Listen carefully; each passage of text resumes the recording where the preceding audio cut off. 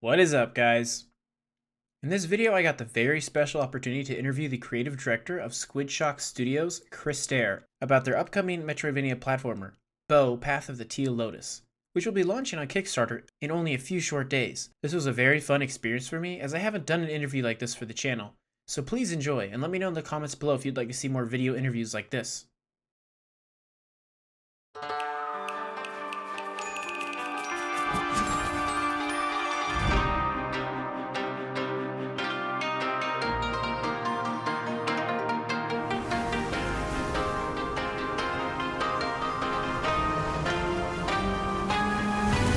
Starting off, can you tell us about yourself and your team? What games or projects have you guys worked on in the past? Well, my name's Chris, and I'm the creative director, game designer, and amongst other things, you have to wear a lot of hats as an indie developer.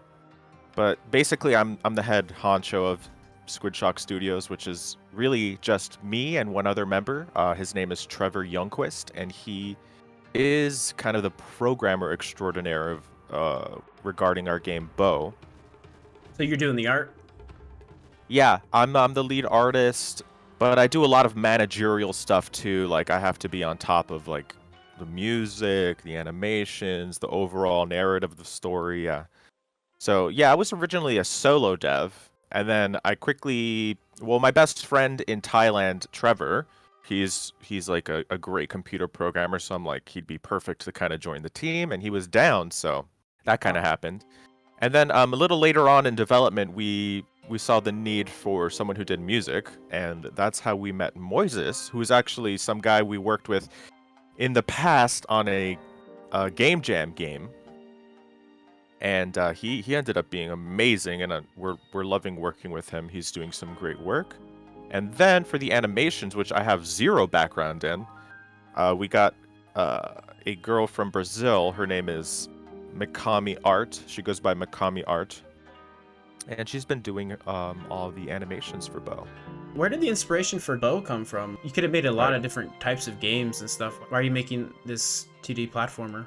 Well, I think 2D platformers are, in general, kind of like a good way to start for your first big game. There's a well-established library of 2D platformers, and it's familiar to players, and they kind of get it.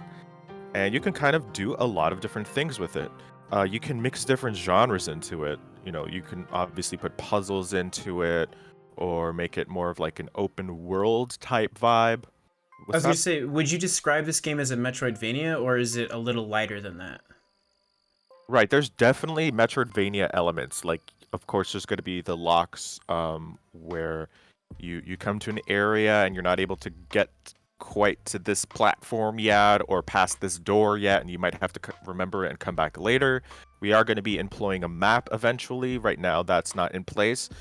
But yeah, the idea is that you're going to be traveling back and forth between earlier areas and later areas, and then there's a central hub kind of world. As far as inspirations, obviously we are visually inspired by games like Okami and Hollow Knight. Okami because of the Japanese aesthetic and the more hand-drawn ukiyo-e and sumi-e, like ink and brushstroke type aesthetics.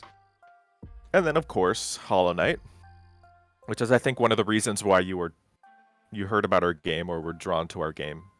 But other than Hollow Knight and Okami, we also, like, a lot of the mechanics and platforming is kind of inspired by Dust Force, which I don't know if you've played that, but... No, I don't think so. Is that a newer game or like an older No, generation game? it's a quite old game, but it kind of had like a little bit of a cult following back in the day. And it's a platformer, and it's really good for speed running, which is another thing we really wanted Bow to explore. Like, how can we cater this game to speed running? But yeah, it's just like it's a platformer. And then another thing for the aesthetics is like Paper Mario, and another inspiration from platforming was Celeste, which is a game that Trevor, our programmer, is really nuts about. So inevitably, we kind of will have some similarities to that game. So there's gonna be some like Path of Pain level platforming towards the end there, or? Oh, there will be paths and there will be pain. Yeah. I used to read all the time that people hated like White Palace and stuff, but here recently, especially in my content, everybody's just praising Path of Pain. So I'm sure a lot of people will be excited to hear that. Yeah, I think it's not for everyone, but for the people that it is for, it's absolutely uh it elevates the game so much. Yeah, it's I've the actually never done Path of Pain because it's not for me, but I can imagine some of these hardcore people who need more content and just want to master everything. Path of Pain is like a godsend in Hollow Knight. um. What would you say the main hook of your game is? Is there like a mechanic, or is there like just the story? Is it the challenge? Well, our main hook is kind of we get a lot of comparisons to Hollow Knight, but I just got to put it out, and that's totally fine, by the way.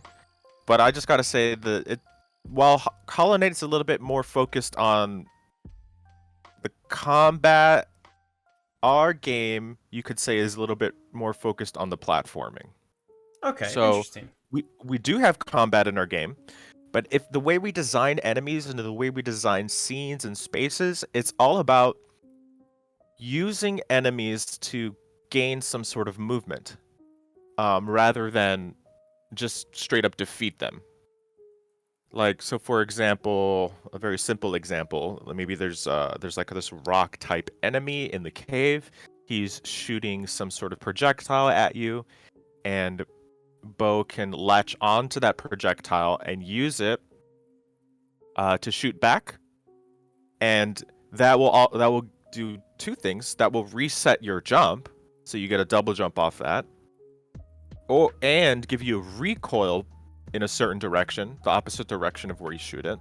So there's two movement kind of options there. And you can also pogo off of it or reset your jump just by destroying it.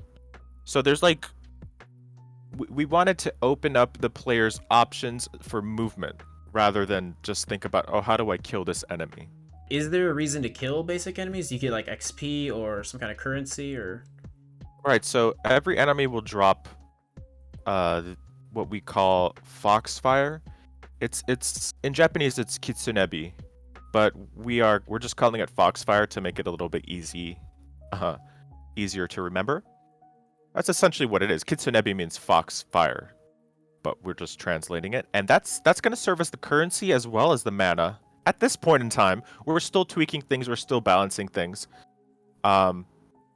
But the kitsunebi is going to be used to brew a teal tea in our game, which is kind of like the mana in any other game. So you're going to be expending the tea and drinking the tea in order to use your abilities as well as to heal. Can you tell us about this main character? Who is Bo, and how did they come to be? Our game is based off Japanese folklore. And in Japanese folklore, one of the central like creatures or types of creatures within Japanese folklore are called yokai. And yokai are basically like supernatural spirits. You may have heard of some like Kappa. One of the main series that kind of explores that is Pokemon. Like a lot of Pokemon are based off yokai. So Bo is a yokai, but it's not a yokai that exists in Japanese folklore. It's an original yokai that I created, and he's what we're calling right now. And I think this is the first time I've ever announcing this, but he's a Tentai Hana, which means celestial blossom or celestial flower. And these creatures are created when the kami, or like kind of like the gods in Japanese folklore, cry a tear, and that tear germinates a seed of a flower-bearing plant, and then it blooms into this creature, which is a Tentai Hana, which is what Bo is. So Bo's basically a flower, but kind of has like the face of a fox. So you said platform is more of a focus. What about the combat? What does Bo fight with? So the Tentai Hana yokai, which is what Bo is, they all have a piece of jewelry that they use as their weapon.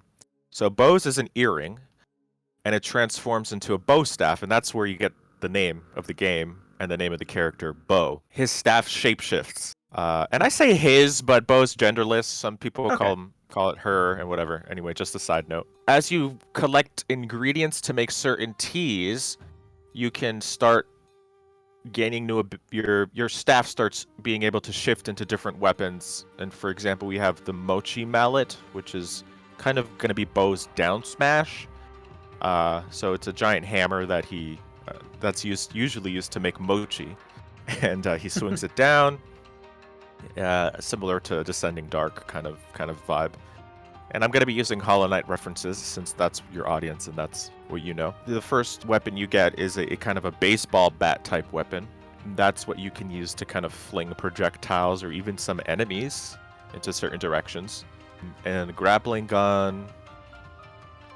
We're playing around with a staff stilt mechanic in which you can like raise your, kind of like Wukong, where you can kind of raise your Y height using the staff. There's a whole bunch of abilities that we want to use in platforming, and of course the pogo, which is kind of very central to the game, interestingly enough. What other rewards are people gonna find out when they're exploring in your guys' game? Right, so we have all the little ingredients in different areas that you have to collect. So there's going to be a lot of resource collecting stuff. We kind of wanted to make it feel like Animal Crossing a little bit. I know that's kind of weird to say, but in Animal Crossing, they do that resource collecting extremely well. There's kind of like a little addictive loop kind of thing. A lot of times you don't even realize why you're collecting resources, but it's fun to do so. So you do it. And these resources are going to be used to craft things. Other than that, you're collecting Foxfire, which the enemies drop. Sometimes Foxfire is like just laying around, kind of breadcrumbing a player to follow a certain path. You're collecting seeds, lotus seeds that are, once you collect a certain amount of those, you can upgrade your health. You're collecting different teapots, which will increase the amount of tea you're able to hold, which is the mana. Of course, there's a bunch of key items, and a big thing we have in the game are Dharma dolls. Dharma dolls are those like red spherical bearded dolls that you might see in Japanese culture. Yeah. And those are kind of follow you around in the game, like in Yoshi's Island. Is that what the game we're thinking of? Like the eggs, yeah. I know what you're talking about, yeah. So those kind of follow you around, and they all have different perks attached to them, so they kind of change the way you might move, or your abilities, or your sturdiness, your speed, your iframes, something like that. Maybe they're related to currency too. So they're kind of like, I guess, essentially the badges in Paper Mario or in Hollow Knight.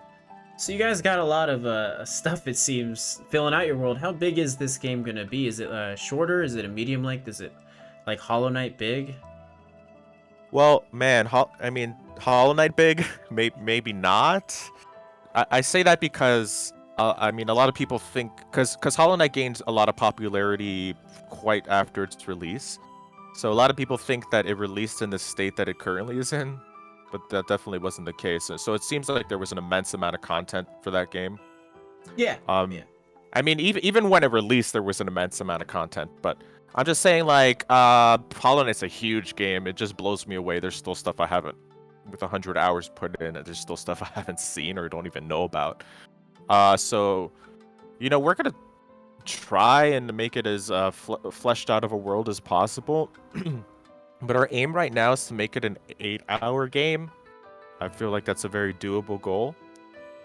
And we just want to have a kind of a fleshed out post game as well for players who want a little bit more. And of course, we're going to plan to do some DLC if it's well received. And I have so many ideas for Bo. We got to keep the scope reasonable. But there's so much stuff that we can do with it. So maybe there'll be a DLC in the future, but we want to keep it, like an 8-hour game. All right, so this is gonna be the last one, and this is important to me. I don't know how important it is to you guys. How important are the boss fights in the game? Are there gonna be a good number, or is it just for like important story beats and stuff? Boss fights are always something so memorable and so They're something you talk about with your friends, and they're experiences that you have to overcome, and they're really challenging. They're challenging little tests that you take to say, "But damn, I learned a lot about the movement here or the combat here." And for me as a designer, the bosses are like the final test. And without bosses, you don't fully realize the skills that you've learned along the way. So they're going to be super important to Bo. Can you tell us about the Kickstarter coming up for your game? Sure, our Kickstarter is coming out February 1st. It's been a long time coming, and we're really excited slash kind of anxiety filled, but we have already garnered a lot of support, and we're working with a lot of cool people, including some streamers who will be streaming the day of launch, and feeling pretty hopeful about it.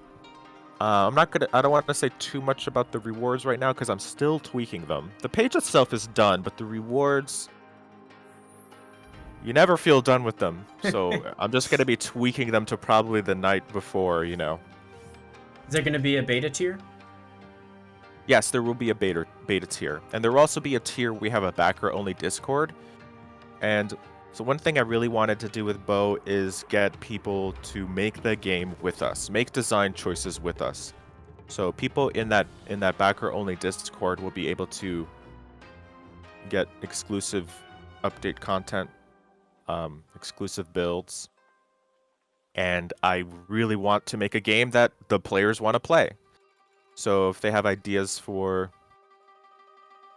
how some mechanic is going to work or how a certain item is going to work, then I want to hear it. I'm all ears with that kind of stuff. Of course, we make the final decision, but so much good creative content comes from players a lot of times, and I just want to make them happy. Thanks for watching, guys, and please consider supporting Bo on Kickstarter. Even just the alpha footage looks great. This is one of the most promising and unique projects I've seen on Kickstarter in a while. As always, like, subscribe, or don't, but I love you guys anyways. And believe in the dream.